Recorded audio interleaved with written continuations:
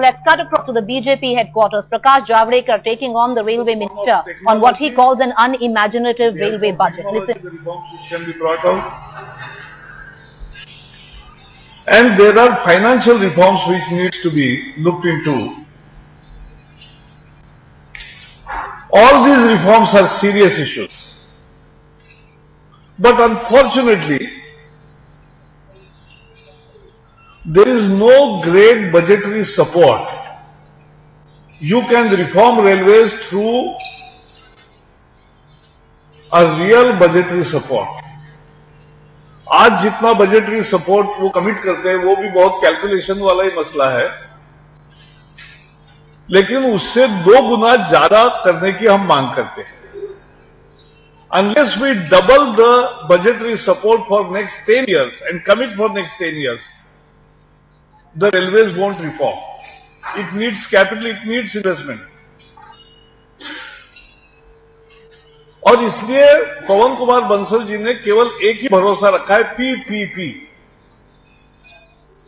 लेकिन ये पीपीपी का रेलवे का अनुभव 10 साल का ये है, last 10 budgets have talked about PPP and not a single success story of PPP in railways. क्योंकि ये public private partnership national highway में, एयरपोर्ट में, दूसरे क्षेत्रों में अर्थव्यवस्था के कम ज्यादा सफल रही है. लेकिन 10 साल के पीपीपी के अनुभव के बाद कुछ उसके बुरे और अच्छे दोनों प्रकार के अनुभव हैं.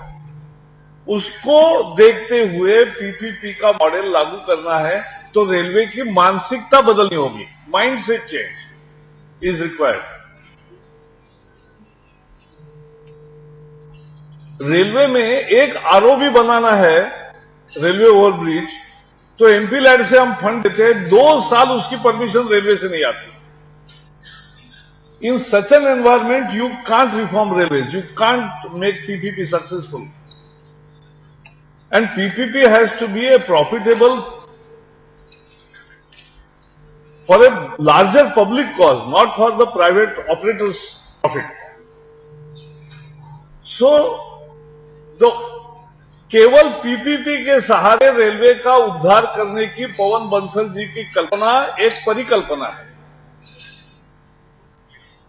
रेलवे का सुधार तभी होगा कि सरकारी बजट से, जनरल बजट से भी आज जितना पैसा मिलता है उससे 2 गुना ज्यादा पैसा मिले.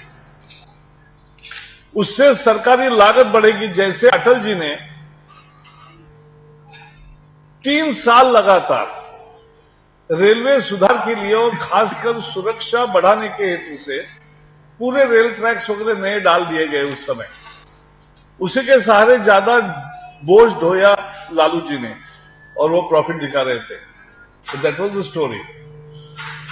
So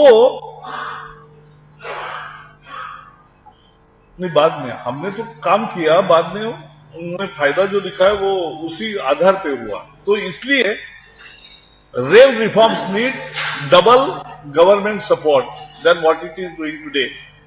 and PPP, for to succeed PPP you need a mindset change in railway and many more administrative structural reforms are necessary to do that.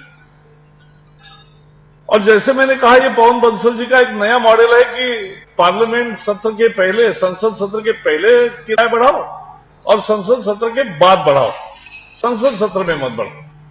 लेकिन फिर भी उन्होंने जो बढ़ाया है फेट का, उसका महंगाई पर परिणाम होगा. A new feature is that tariff authority.